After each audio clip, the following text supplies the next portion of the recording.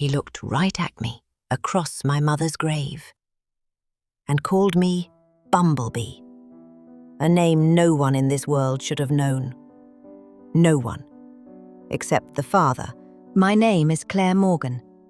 I'm 32 years old, and I grew up in Reseda, that quiet corner of the San Fernando Valley where everybody waves at their neighbors, but nobody actually knows each other. I work as a paralegal downtown on Wilshire Boulevard. I drive a 2009 Honda Civic that has 200,000 miles on it and a Dodgers sticker on the bumper that I refuse to take off. I thought I had a pretty simple life. Simple past. Simple family. My mum, Patricia Morgan. Me. That was it. We were a team, just the two of us, for 32 years. Until 3 weeks ago, when she got on the 405 freeway on a Tuesday morning and never came home. Growing up, I never really asked about my dad. Mum always said the same thing. He was a good man, honey. He passed away before you turned 1. A car accident on the 10 freeway. She'd get this look in her eyes, like a door closing. And I learned early on not to knock on that door. She called me Bumblebee when I was little. Said it was because I was always buzzing around the house, getting into everything. By the time I was 7, I'd outgrown the nickname. By the time I was 10, only she remembered it. It was ours. It was private. It was sacred. I found that torn photograph when I was cleaning out her dresser the night before her funeral. I stood there in her bedroom on Cantley Street, holding it under the lamp, trying to figure out who the man was. Mum had kept it for 32 years. She'd hidden it in a blue envelope at the back of her sock drawer, and somebody had deliberately torn his face away. It was the kind of October morning that feels like God forgot to turn the sun on. We were at Forest Lawn in Glendale. Mum had picked it out herself years ago. I want the view, she'd told me. She always loved a good view. I was shaking hands, saying thank you for coming on autopilot, when I felt it. You know that feeling, when someone's watching you so hard it's almost physical. I looked up, and there he was, standing near an old oak tree, just outside the circle of chairs. Denim jacket, hands in his pockets, eyes locked on me. I looked away, looked back. He was still staring.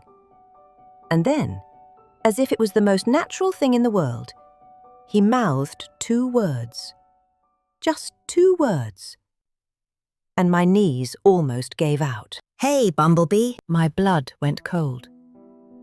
I hadn't heard that word in over 20 years.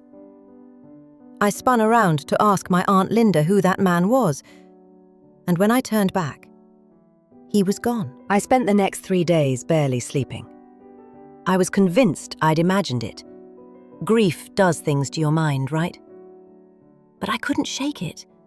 Nobody knew that nickname. Nobody. I started digging.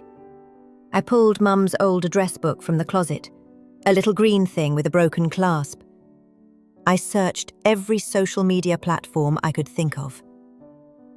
And then I did something I should have done years ago. I went down to the LA County Registrar's office in Norwalk and requested my original birth certificate. I'd seen my birth certificate my whole life, the one Mum kept in the fireproof box. Under father, it said, blank, nothing.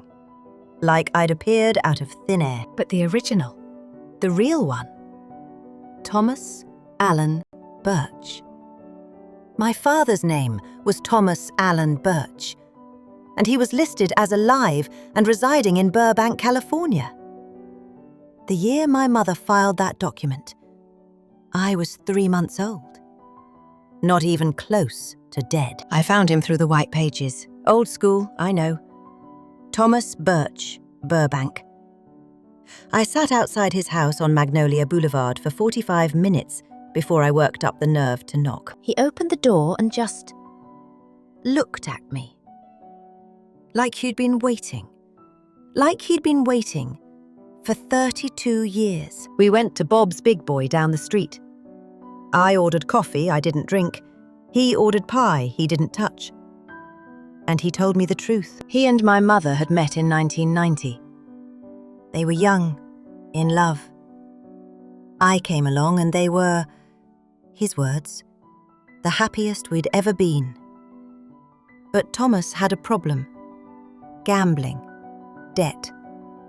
By the time I was 6 months old, he owed money to people who didn't send letters. And then came the twist I was not prepared for. "Your mother saved my life, Claire," he said. Not just figuratively. Those men, they came to the house, to our house. And your mother negotiated with them. She gave them our savings, everything we had. She told them I'd disappeared. She told them I was dead, and then she made me disappear. She drove me to Greyhound Station on Cahuenga Boulevard herself. She kissed me goodbye. She told me if I ever came back, they'd kill us all. You included. He slid the journal across the table. It was Mum's.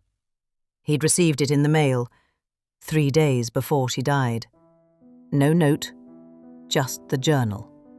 And the last entry, dated the week of her accident, said, "I think it's time Claire knew the truth. I think it's finally safe. I'm going to tell her. I'm going to find Tom first." She'd been driving to find him. That Tuesday morning on the 405, she was going to Burbank to find my father. And she never made it. I didn't know what to do with all of it. I was angry. God, I was angry. At Mum, at him, at the universe for taking 32 years from us. But I was also sitting across from a man who had tears running into his beard and was calling me by the name she'd given me. The name only she had ever used. "She talked about you every week," he said. "We kept in touch, secretly. Letters at first, then email. She sent me photos, every birthday, every Christmas.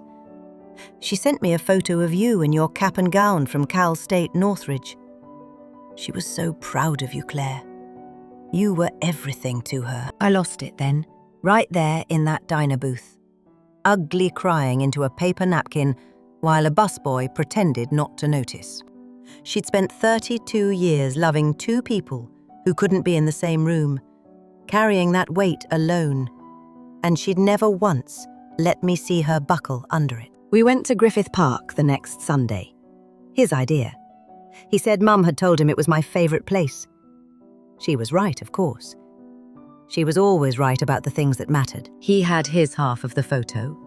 I had mine. We put them together on the bench between us and just sat there looking at this young couple, happy and whole, who had no idea what was coming. I've been thinking a lot about sacrifice. About the kind of love that doesn't announce itself, that just quietly rearranges itself around the people it protects.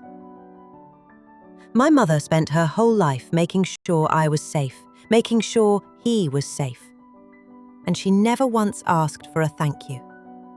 She just drove that car toward the truth, toward this moment. And the road ran out before she got here. But she got us here anyway. In her own way, she got us here. My name is Claire Morgan.